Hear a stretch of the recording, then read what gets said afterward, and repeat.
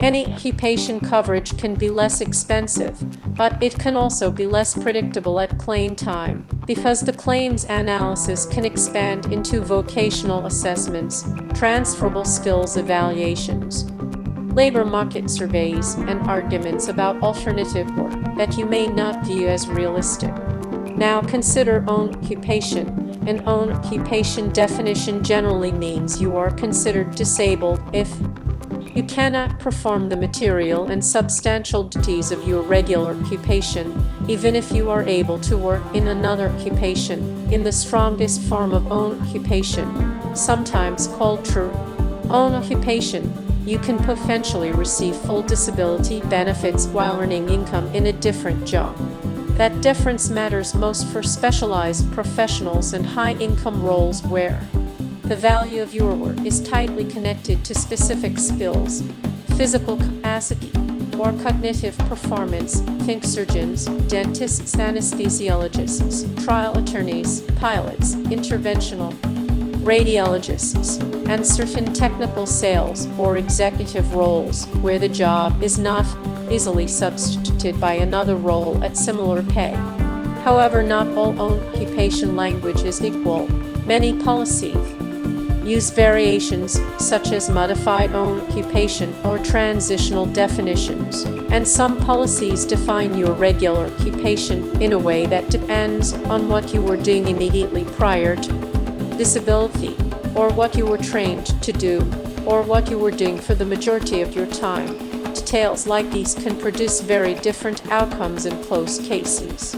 A clean way to think about it is this: any occupation asks, can you work somewhere? Own occupation asks, can you work in your occupation? And writers then fine-tune how that question is answered, how benefits are calculated, and how the policy keeps up as your income and costs change over time.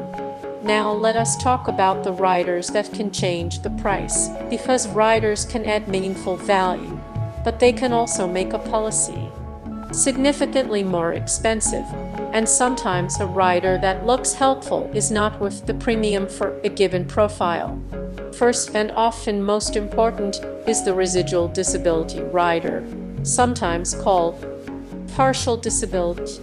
This rider pays a partial benefit if you are not totally disabled, but you have a measurable loss of income due to sickness or injury.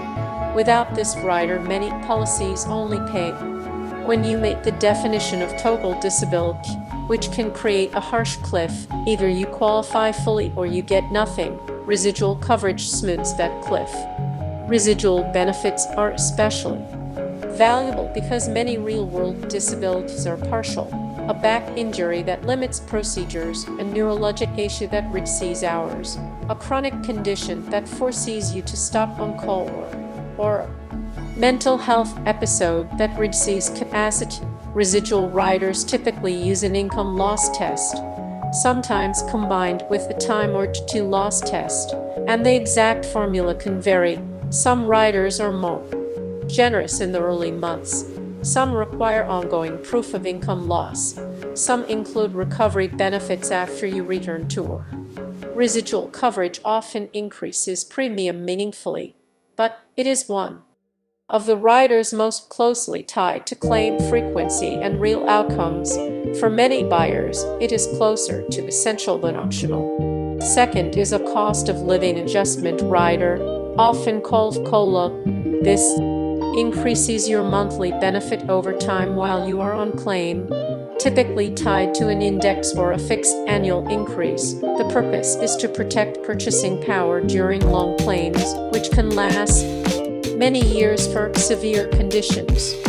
COLA can be very valuable for younger inserts with long benefit periods, especially if your benefit is intended to cover core living expenses that will inflate over time, but COLA can be less cost-effective for shorter benefit periods or for people who expect significant assets or other inflation hedges.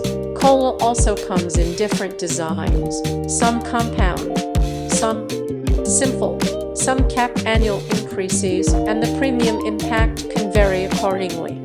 Third is the future increase option rider, sometimes called a future purchase option, benefit update, or guarantee. Insurability. This allows you to increase your coverage later as your income rises, typically without new medical underwriting. You may still need to show financial justification, but you can avoid the risk that a new health condition blocks you from increasing coverage. This rider can be particularly valuable early in a career, for residents, fellows, early attending physicians, new attorneys, and entrepreneurs who expect income growth. It can also be useful if you are buying conservatively today, but want the flexibility to increase later. The price impact depends on the structure. Some riders charge a premium now for the right to buy more later. Others embed a smaller charge, and then the added coverage is priced at your attained age when you exercise the option.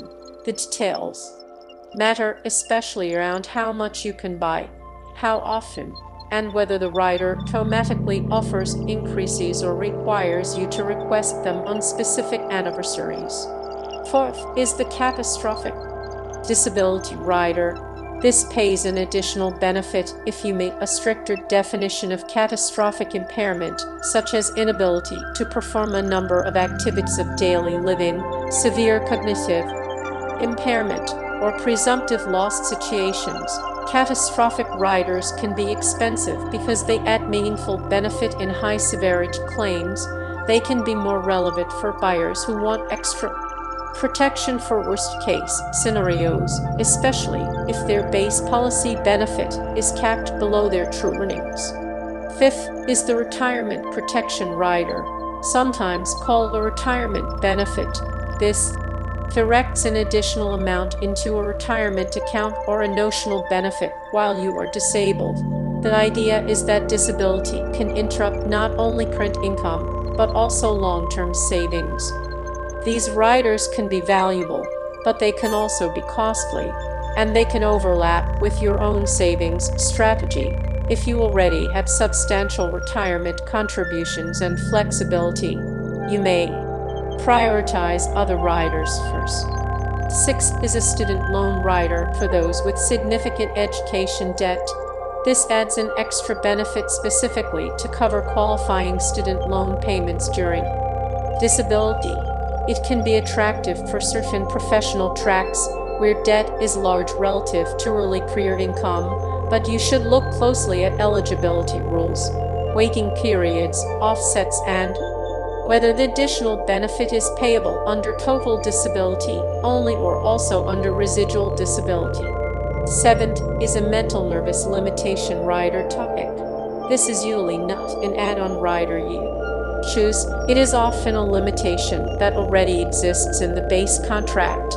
Many policies limit benefits for claims due to mental health or substance-related conditions to a shorter period, such as 24 months, while physical claims may be payable to age 65 or longer. Understanding these limitations is critical, and in some markets or with some carriers you may be able to buy back or improve this limitation. If available, that improvement can increase premium. Eighth is the elimination period and how riders interact with it. The elimination period is the time you must be disabled before benefits begin. Common choices include 90 days and 108 days. A longer elimination period generally reduces premium, but increases the amount of risk you retain. Some residual